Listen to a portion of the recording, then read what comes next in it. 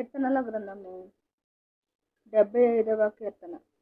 దేవా, మేము నీకు కృతజ్ఞతాస్తుతులు చెల్లించుచున్నాము. నీవు సమీపముగా నున్నావని కృతజ్ఞతాస్తుతులు చెల్లించుచున్నాము. నరులు నీ ఆశ్చర్య కార్యములను వివరించుదురు. నేను యుక్త కాలమును కనిపెట్టుచున్నాను. నేనే న్యాయమును బట్టి తీర్పు తీర్చుచున్నాను.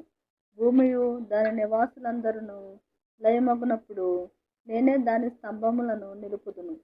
అహంకారులై ఉండకుడని అహంకారులకు నేను ఆజ్ఞ ఇచ్చుచున్నాను. కొమ్ము ఎత్తకుడి, ఎత్తుగా కొమ్ము ఎత్తకుడి, పొగరు పట్టిన మాటలాడకుడి అని భక్తిహీనులకు నేను ఆజ్ఞ ఇచ్చుచున్నాను. తూర్పు నుండి అయినను పడమటి నుండి అయినను అరణ్యము నుండి అయినను హెచ్చు కలుగదు. దేవుడే తీర్పు తీర్చువాడు.